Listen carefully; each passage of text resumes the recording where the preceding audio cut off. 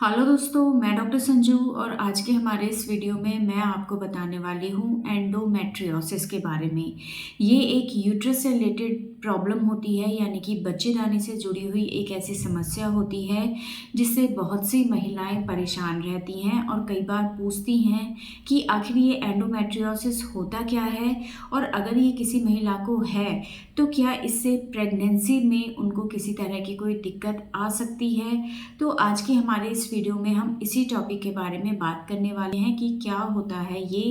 Endometriosis और ये आपकी प्रेगनेंसी को कैसे अफेक्ट करता है। तो देखिए, जो एंडोमेट्रियोसिस होता है उसमें होता क्या है कि नॉर्मली हमारे यूट्रस के जो अंदर वाली लेयर होती है उसको हम एंडोमेट्रियम बोलते हैं, यानी कि बच्चेदानी की जो अंदर की परत होती है उसे एंडोमेट्रियम बोलते हैं। और उसके अंदर जो सेल्स पाई जाती हैं, कोशिकाएं पाई जाती हैं, उनको हम एंडोमेट्रियल सेल्स बोलते हैं। हर महीने ओवरी के अंदर एक फॉलिकल मैच्योर होना शुरू होती है जो कि साइज में बढ़ती चली जाती है और आपके पीरियड के बीच के दिनों में ये जो फॉलिकल होती है जिसको कि हम ग्राफियन फॉलिकल बोलते हैं, ये फूटती है जिसको कि हम ओव्यूलेशन बोलते हैं। और इसके फूटने से ये ग्राफियन फॉलिकल के अंदर से एक एग निकलता है जो कि फैलोपियन ट्यूब में चला जाता है। तो ये जो ग्राफियन फॉलिकल होती है, ये जब मैच्योर हो रही होती है, साइज में बढ़ रही होती है, तो उस टाइम पे ये एक हार्मोन रिलीज करती है जिसको कि हम एस्ट्रोजन बोलते हैं। इस एस्ट्रोजन हार्मोन के इफेक्ट की वजह से बच्चेदानी की जो अंदर की परत होती है एंडोमेट्रियम, वो ग्रो होने लगती है और साइज में मोटी होने लगती है और एक अच्छी परत तैयार हो जाती है, एक बेड सा तैयार हो जाता है आगे प्रेगनेंसी के लिए। क्योंकि हमारे शरीर को हर महीने यही लगता है कि इस महीने प्रेगनेंसी हो जाएगी, तो उसके हिसाब से वो अपनी तैयारी कर रहा होता है, जिसके फलस्वरूप एक अच्छी एंडोमेट्रियम की परत तैयार होती है। क्योंकि जो भ्रूण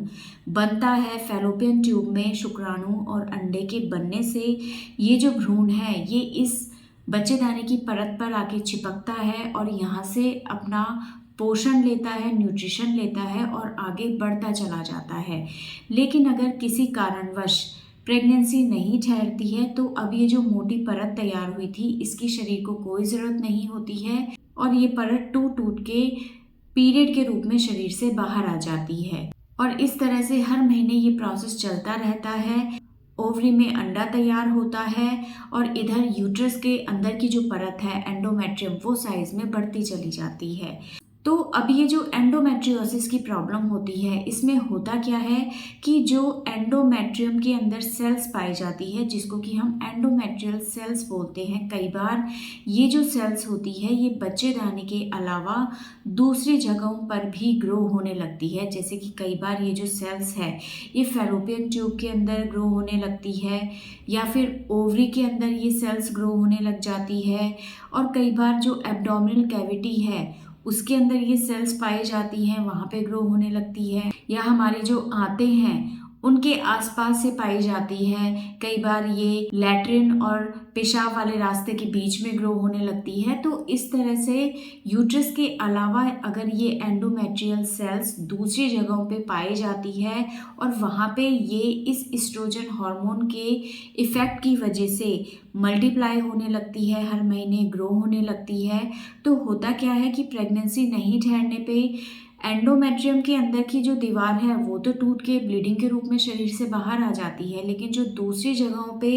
ये जो एंडोमेट्रियम हर महीने ग्रो होती है, ये जब टूटती है तो इससे जो ब्लीडिंग होती है उसको बाहर की तरफ आने का रास्ता नहीं मिलता है और ये ब्लीडिंग जहाँ पे भी होती है वहीं पे रुकी रहती है और वहाँ पे ये कई दिक्कतें कर देती है। जैसे कि अगर फैलोपियन ट्यूब में ये ब्लीडिंग रहती है तो वहाँ पे इससे फैलोपियन ट्यूब आपस में चिपक जाती है जिससे एक रुकावट फैलोपियन ट्यूब में पैदा होती है। ओवरी के अंदर अगर ये ब्लीडिंग रुकी रहती है तो इससे हेमरेजिक सिस्ट या चॉकलेट सिस्ट बन जाती है, या एब्डोमिनल कैविटी में अगर ये ब्लीडिंग होती है तो इससे वहाँ पे ये जमा होने लगती है, और आंतों के बीच में अगर होती है तो वहाँ पे ब्लीडिंग अगर इकट्ठी होगी तो आंतें आपस में चिपक सकती है, या अगर लैट्रिन या पेशाब वाले रास्ते के बीच में अगर ये ब्लीडिंग जमा होने लगे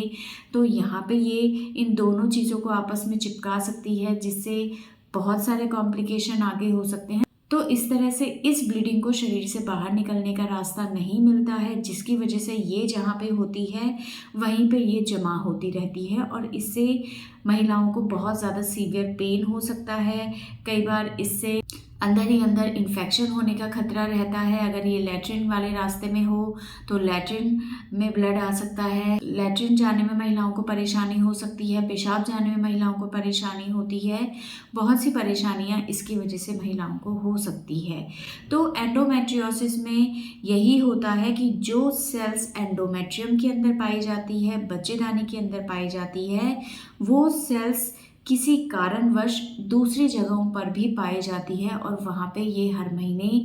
ग्रो होती है, जैसे कि बच्चेदानी के अंदर की परत ग्रो होती है। तो एंडोमेट्रियोसिस में यही दिक्कत होती है कि जो एंडोमेट्रियम सेल्स होती है वो यूट्रस के अलावा दूसरी जगहों पर भी ग्रो होने लगती है। अब इस चीज़ का कोई एग्जैक्ट कॉज अभी तक नहीं पता चला है कि ऐसे क्यों होता है, पर ये चीज़ देखी गई है कि जिन भी महिलाओं में इस तरह की परेशानी रहती है, कई बार जब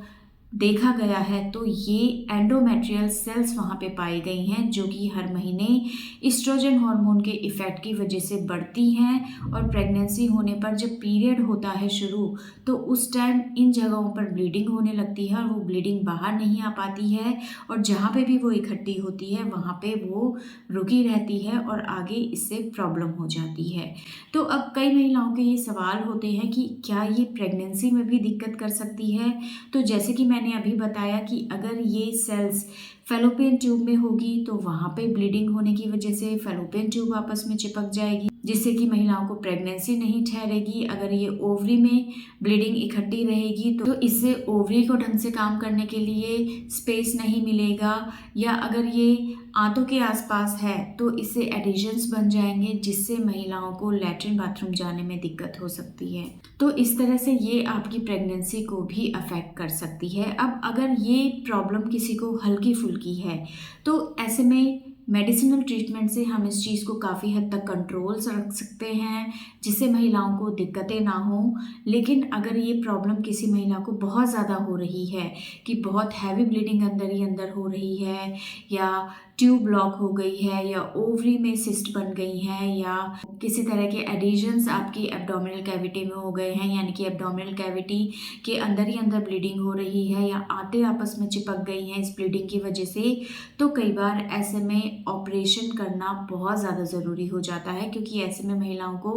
बहुत सीवियर पेन उनको होता है, जिससे कई बार महिलाएं बहुत ज़्यादा परेशान हो जाती हैं, और कई बार इन प्रॉब्लम्स की वजह से अंदर ही अंदर इन्फेक्शन इतना ज़्यादा हो जाता है कि ऐसे में कई बार महिलाओं की जान को भी खतरा रहता है। तो अगर ये प्रॉब्लम आपको हल्की फुल्की है या आपको बच्चे नहीं चाहिए, तो फिर भी आप इस चीज़ को मेडिसिन से कंट्रोल रख सकती हैं। मेनोपॉज आने के बाद जैसे ही आपकी ओवरी काम करना बंद करती है, ये हार्मोन बनना बंद हो जाता है,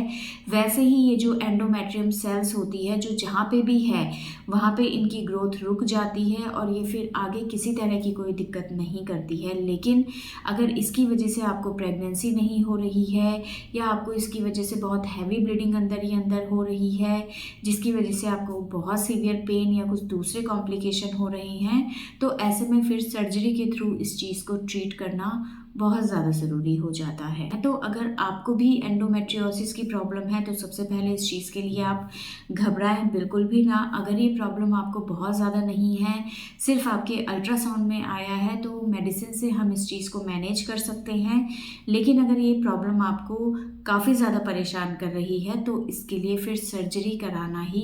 सबसे बेस्ट ऑप्शन होता है। तो दोस्तों, ये था आज का हमारा वीडियो। अगर इस वीडियो से रिलेटेड आपके और किसी तरह के कोई सवाल हैं जो आप हमसे पूछना चाहते हैं तो आप हमें कमेंट कर सकते हैं, और हमारे आने वाले वीडियोस को देखने के लिए हमारे इस चैनल को सब्सक्राइब ज़रूर करें।